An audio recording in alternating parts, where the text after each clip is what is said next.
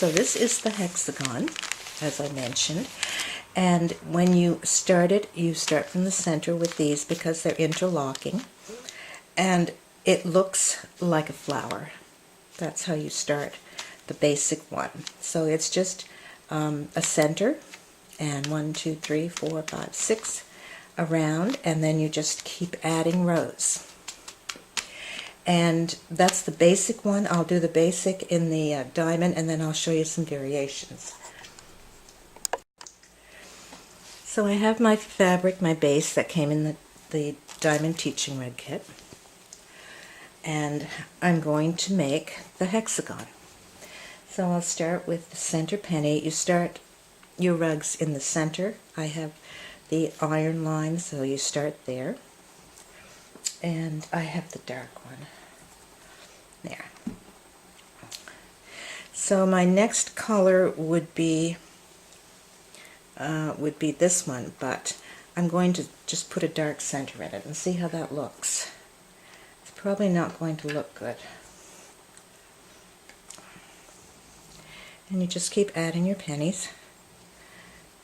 You will change them a bit and make sure they're very tight and they interlock as perfectly as they can once you start basting, but for now we're just going to put them down anyway. That looks good. Now I'm going to do this color. You do have extra pennies in your kits. Some of you have quite a few extra pennies. So those of you that do have a lot of pennies, I've sent extras to some people. You can just go a bit crazy with your design, but you do need to keep in mind that if you're using the thread in the kit, it may not be enough if you're doing a large rug. So I'm going to just keep putting rows around, and I'm going to pause the tape for a minute so it doesn't stop on me. So I'll be right back with the completed design. So I have completed the hexagon, just the basic shape, just as this one. This one. This is a 1.5 inch penny. Oh gosh, it's falling apart. And this is a 1 inch penny. You have 1 inch in your kit. Now I still have loads of pennies left, so I can change that and make it a bit larger. You can do a double border, just to add doubles to make the border larger.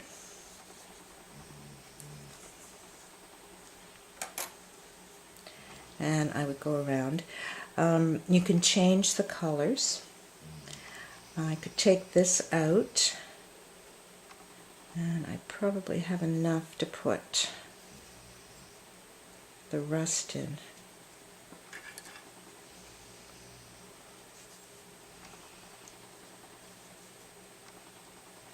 And you can just play around and change the colors, change the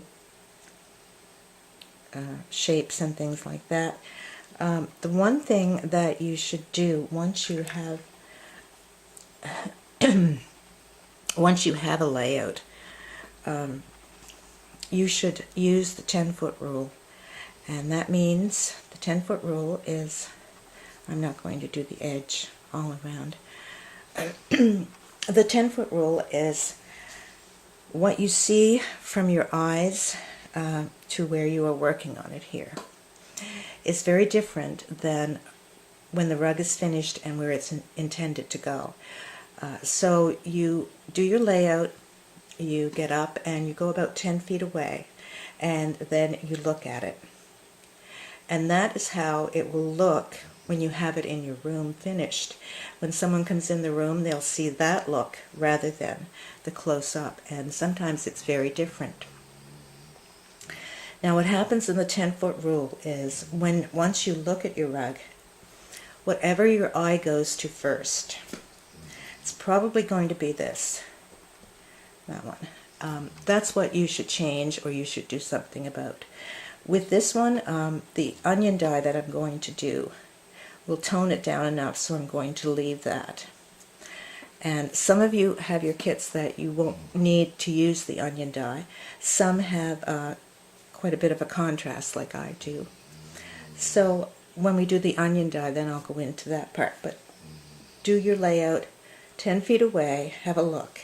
If nothing, if your eye just sees the total rug, then you're fine.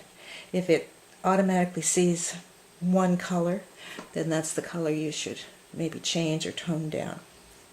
So I'm not really liking that. So I think what we'll do is we'll make a runner instead of just the hexagon shape. Sorry. So I'll get that started. In order to do that, I'm going to have to take all of this out. So I'll be back when I have it ready. So to lengthen it, you just lengthen your line. Make sure that your penny is on the center of your line. You're equal on both sides. So I'm only going to do 3, but then you start. I'll start with a different color. Then you start adding your interlocking pennies. You just go around with the color. And remember, it's the color that makes the design. It's not that it's more difficult. It's just a matter of different colors of pennies. It's still stitching a penny to your cloth or your wool. And there. Now I will go around, keep going around with the different rows, and then I will be back for the next section. So I now have the octagon shape out on both sides, one penny on both sides, as a runner, as a longer rug. Still the short sides, but this side is longer. Now I ran out of this color penny.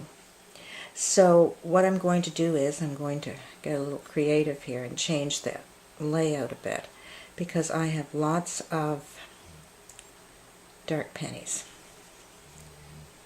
So I'm going to put the dark pennies on the outside, and I'm going to do 3 of the ones that I don't have very many of. That's there. There, now I have enough. And I will just fill that in with the dark ones. So don't keep the colors exactly as the sample rug.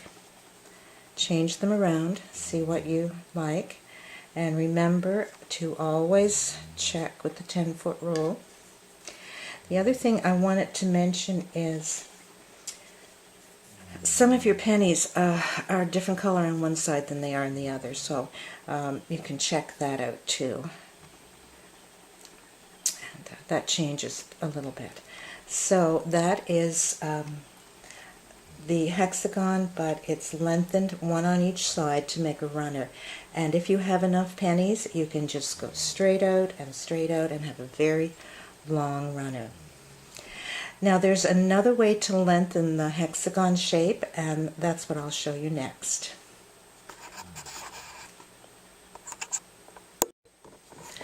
So this is the next way to lengthen the hexagon shape. I'm gone back to the regular hexagon with the flower in the center, and I've tried to change the sequence of colors in just about every one, but instead of lengthening the rows out, you add rows on the side, and I don't like that type. I don't think it looks as nice as the long rows with the runner and lengthening the center. And by the way, I should tell you, if you hear noise in the background, I think probably that last video you heard something. Well, it's Buddy snoring. He's quiet now, but he was really snoring before.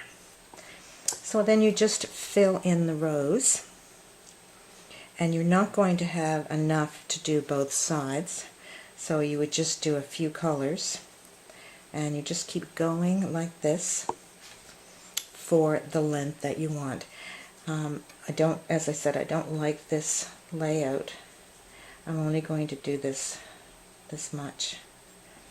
And then you add your border piece on.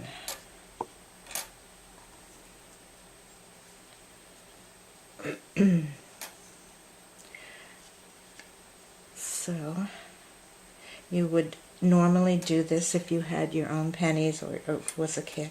You would do that on both sides, which is not bad. It's quite nice. That probably should be here and that should be there. But that's another way of lengthening this. And then of course you can always do double rows on the outside. And I always like to have a dark color on the outside because it acts as a frame for your rug. It's just like a photograph or a painting or something that's framed. The dark just sets it off and finishes it. So those are the three layouts that you can choose from for the hexagon shape. And there are so many others. There are just so many others. You can just take this little flower, and I do have a picture of a layout on the group. You can take the little flower and you can make other little flowers and make the rug. I don't think that would look really nice with this because there's not enough colors for the flowers. You should have a lot of colors and have it mixed. You only have basically the 4 colors. And for the little flower design, everyone should probably be coordinated but a little different. Okay, so that's the last one for the hexagon. If you like those, you can set out your rug with one of those. I'm going to just use this shape. I'm going to use that design because I like the dark coming out and then the light and then the dark again. I think it looks better than the light in here. So this is the rug that I'm going to do. I'm going to show you step by step how to do this one. And before we do that, we need to go on to the other shape, which is the diamond shape. And that actually is my favorite. And it is the shape of the original rug.